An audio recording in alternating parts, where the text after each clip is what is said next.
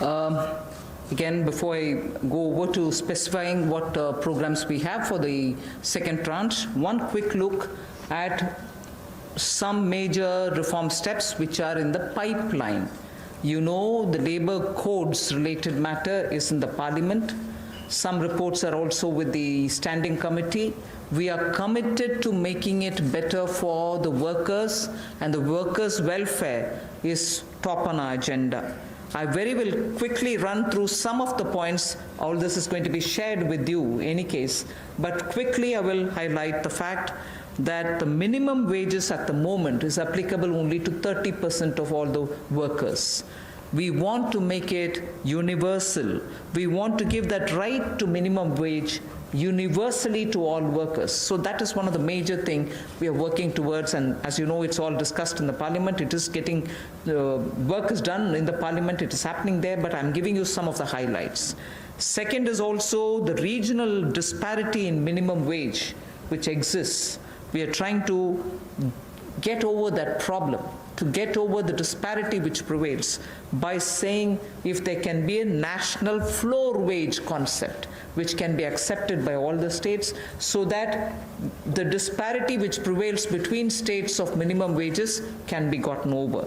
We are also talking about compulsorily giving appointment letters for everybody who's taken in, so that it gets formal, and also making sure annual health checkup is made mandatory for all the employees. Benefits also for workers in the interstate migration of workers, so that nowadays we come to know that workers don't get recruited through an agency or a group, which are normally the groups which bring in unskilled workers. Now employers are directly taking them on, and therefore for that also, coming from various destinations, we want to have a definition of interstate migrant workers. Again, on migrant workers, this will help in defining them better and reaching out benefits to them better. All this is in the Parliament. I'm not saying it as a part of this package, but I'm only giving you a clear picture that we are committed towards improving the lot of the workers and making sure that migrant workers and other workers are treated a lot more with their formal benefits reaching them. Portability of welfare benefits is also being contemplated in the Parliament for migrant workers. Again, looking at pan-India to all districts, we want to extend the ESIC benefits to all establishments which employ at least 10 people or more, and in some of the notified districts. Looking at also employees, establishment which have less than 10 employees, we want to, at least in a voluntary basis, make sure ESIC can be extended to them. On a voluntary basis, because they're very small, we don't want to burden them with anything. The other thing that we're looking at is to make it mandatory to have ESIC coverage through notification by the central government for employees who are working in hazardous industries. Because even if they're small and they don't get included through a central notification, we want to make sure ESIC coverage is given to all those who are working in smaller units but which are engaging in hazardous activities. They get the benefit of ESIC coverage. And social security schemes are being extended even to gig workers and platform workers. That is now urban phenomena, and they should get that coverage. So we want to bring gig workers into it. We're also looking at reskilling of retrenched workers.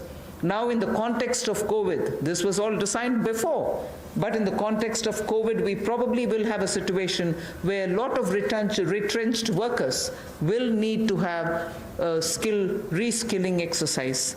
And again, all occupations should be opened for women with night working rights, and also there making sure safeguards are provided for all of them.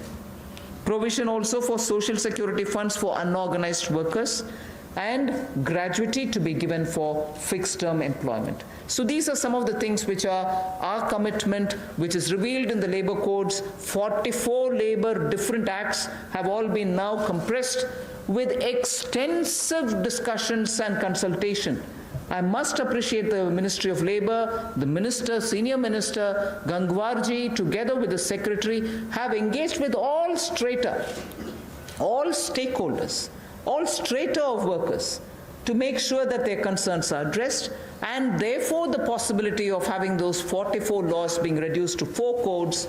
Highlights I've given you are waiting in the Parliament. Our commitment lies in having them passed after discussing in all the standing committees.